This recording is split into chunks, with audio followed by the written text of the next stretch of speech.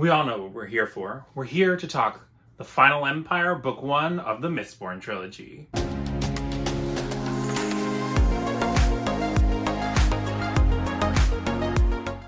Hi guys, welcome back, bienvenue and all that jazz. It's time to talk about some books, or specifically today we will be talking about The Final Empire, Book 1 in First Era Mistborn by the one, the only, the Sando del Brando, Brandon Sanderson. And so this is just going to be a typical book review video, so let's just dive straight into it. So first, we'll talk about general thoughts, feels, emotions. Did I like it? Did I dislike it? Spoiler alert, I friggin' loved this book. So I have read all of the Mistborn books, eras 1 and 2, but I had read them quite a few years ago at this point, and so I remembered very little except for like really major plot beats for this first trilogy. And as I was reading it, I was like, wow, I had forgotten a lot. Like, a lot. It was like, I know I read it, but it is so much fun. It is very fast-paced, very action. There are fun twists, turns, things like that. I know that Brandon Sanderson is a very popular author on the interwebs and off the interwebs, just in general, in the adult sci-fi fantasy space. So I know that many people have heard of Mistborn, but I feel like I haven't heard it talked about recently, really at all, except to mention that like The Lost Metal is coming out in November. But I was so excited to dive back into this world because I'm joining along in a read-along for Era 2 of Mistborn with Angela over at Literature Science Alliance. Jess Owens will be participating, Elliot Brooks, and there's one more person that I can't remember the name, but I'll link all the channels of the people that are doing that are participating in the Era 2 read-along down in like the comments or down in the description bar. But when Elle and I were talking about it, we were both like, oh, we're kind of nostalgic for Era 1. And so we've been doing an Era 1 read-along. So it was just so much fun to be back in this world and to like refresh my apparently terrible memory. But if you don't know, Mistborn is a little bit confusing because if you're looking it up online, it's separated into 3 eras. So the original trilogy, that would be The Final Empire, The Well of Ascension, and The Hero of Ages, is the first complete arc of Mistborn. Then Era 2 happens 300 years in the future after the events that conclude the original Mistborn Era 1 trilogy. So it is a completely self-contained, separate story. It's much more almost Western feeling. There's guns and stuff in Era 2 that don't exist in Era 1. And then Era 3 is an upcoming planned next step for Mistborn that is supposed to be more in the sci-fi space. So hopefully that clears it up. So Mistborn Era 1 is just this original trilogy, very just fantasy. And it's friggin' fantastic. The one thing I will say is I personally am not an uber-duper character-driven reader. So like I don't necessarily like connect on a super emotional level with characters all the time. And it has to be pretty tragic for me to be like, oh God. But that didn't really happen for me in this book. This book for me felt much more like I was in the movie theater watching a super fun, action-packed, creative, fascinating, just like blockbuster movie. You know what I mean? Like it gives very much those vibes. I do remember that by the end of book 3, it does get quite sad. So for those of you out there that like your trauma, like it will be there for you, but maybe not as much in this book. There is one thing that happens at like the 70-ish% mark that some people find really sad, but for me, I was like, whatever, it's fine. But with that, I'm gonna put this book down and I will dive into like the more individualized parts of review. So we'll first start with the magic and the world building. So world building and magic systems are kind of Brandon Sanderson's bread and butter. Like he does an almost sci-fi level of world building where these worlds are super cool and unique. So in the Final Empire, we're in the world of, I believe it's called Scadrial. And it is connected to his overarching Cosmere universe. But the Cosmere universe think very much like Avengers, but in like book form. So there are these individual series that do have crossovers and stuff happening, particularly in his like magnum opus, that would be the Stormlight Archive. So you can kind of jump into any of these series that you want, but if you're one of those people that likes to see the Easter eggs when they pop up, then you probably want to read these other series by Brandon Sanderson in his Cosmere universe first before jumping into Stormlight, because Stormlight is kind of like the connective tissue, if you will. But with Scadrial, we are in this world where the Dark Lord won 1,000 years ago, and so we are seeing what the world looks like after 1,000 years of this like basically omnipotent dictator reigning supreme. So ash covers the sky and falls. There are this slave population of people known as the Ska, which basically keep the streets clear of this constant ash fall. And it is a very stratified society where you have your nobility and your Ska. And so your nobility are thought to be people that helped support the Lord Ruler when he was doing stuff in the past. I don't want to give too much away because you should just read it. It's very fun. But so they have been given these magical powers known as allomancy. And allomancy is almost like a scientific, it's so defined and the rules are so clear for allomancy. Basically, you can either be a Misting, meaning that you can use one of the 10 known metals, or you can be a Mistborn, which means you can use them all.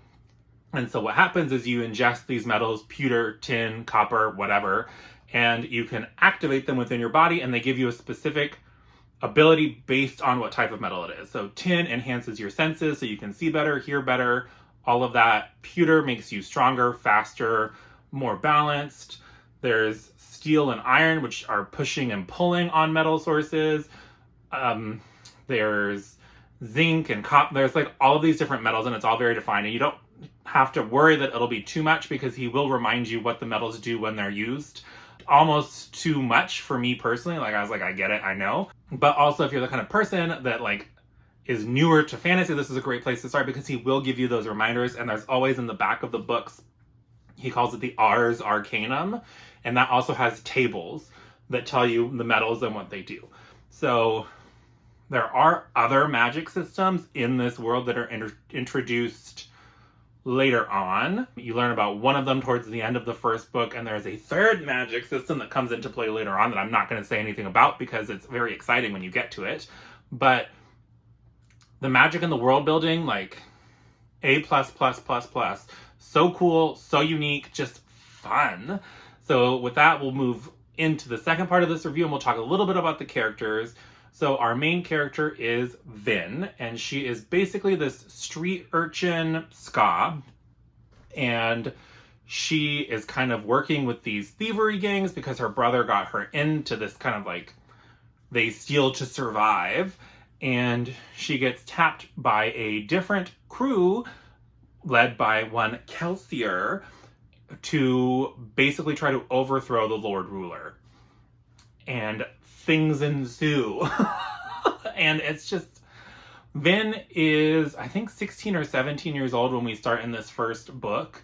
And she does have moments where you're kind of like, okay, whatever. But she never like annoyed me. Like sometimes when I'm reading like younger protagonists, I'm like, oh, good Lord, somebody just slapped this child. Not that I'm condoning slapping children, but you know what I mean. Sometimes you're just like, oh my goodness, like somebody smacked this child over the head. But Vin, I never really felt that way. She definitely has a lot of trauma. There's a lot of nuance because her brother was not nice to her. It was definitely like an abusive relationship that her brother had with her. And so she has a lot of trauma that comes from that. And then being this Ska population, she knows starvation. She knows like fear for her life because you're working with these not very reputable thieving crews to survive. And so there is a lot of nuance and layering to her character that I had like pretty much forgotten about. I was like, oh, dang, okay. And so all of those things are just so fun. And there's this whole cast of characters. There's Breeze and Spook and Dachshund, and there's just a whole lovable cast. Clubs. like this whole crew that's working together to try to overthrow the Lord Ruler. And so I don't want to say anything else than that because it's just a fun ride. And so we'll move into the part 3, which is just talking very briefly about the plot. So just basically the setup is, like I said, 1,000 years ago in the past, the Lord Ruler won, and he took over the world and has now been reigning as this supreme godlike being for the last 1,000 years. And society has become incredibly stratified, and some of the Ska are wanting to rebel against the Lord Ruler. And so it starts very much almost like heisty, where they're like planning different things and you see them try to execute these plans and shenanigans ensue, and it's just so good. I would highly recommend, if you've been thinking about picking up Mistborn and you're like, nah, I don't know, like, you should do it. Just do it. Because I don't think you'll regret it. If you like fantasy at all, and you like kind of action-y fantasy, I don't think that you'll regret picking up Mistborn. I will say that it is very action-heavy. So there will be descriptions of them flipping and pulling and pushing and stabbing and whatever. So just be aware of that. But there are also a surprising number of horror elements. There are these beings that work for the Lord Ruler called the Steel Inquisitors, and they literally have basically like railroad spikes through their eye sockets that stick out the back of their heads. There is descriptions of pretty graphic death on page. There is descriptions of like the results or the end products of torture, which is bodies, limbs everywhere. And I didn't remember it having so many like horror-ish elements to it. And I'm also like, it's all coming back to me now. Because like, like as I'm reading it, I'm like, oh, wait, isn't that like, and I'm like piecing things back together. And so that's really fun because there is definitely significant foreshadowing and groundwork done in book 1 for things that affect the entire series. And so I'm so excited to continue on with this read along. I am currently like 150-ish pages into Well of Ascension. I hope to finish it this week. And then Hero of Ages will be next week. So just look forward to that. I'll be reviewing each book. And then once I finish the trilogy, I'll do an overall trilogy wrap up. Maybe why you should read. I don't really know. Like, I just kind of wanted to talk about Brandon Sanderson a little bit. Like, I know he's uber popular and everybody knows who he is. But I feel like, especially some of these earlier works like Mistborn, Warbreaker, they were super popular on BookTube a few years ago. And like, nobody really talks about them anymore. So I'm bringing them back. But anyways, that's all that I really will say about The Final Empire. I'll do some more spoilery thoughts in the whole series wrap up. I'll do it kind of a split, like maybe spoiler free why you should read, and then segue into a spoiler filled chat, because there's a lot to talk about and digest with this series that I'm just having so much fun with. But let me know in those comments down below. Have you picked up Mistborn? Have I helped convince you that you should if you have not yet done so? While you're down there, do all the things. Like, subscribe if you haven't already for more bookish shenanigans like this from me. Other than that, I hope you have a great rest of your day, and I'll talk to you again soon. Bye!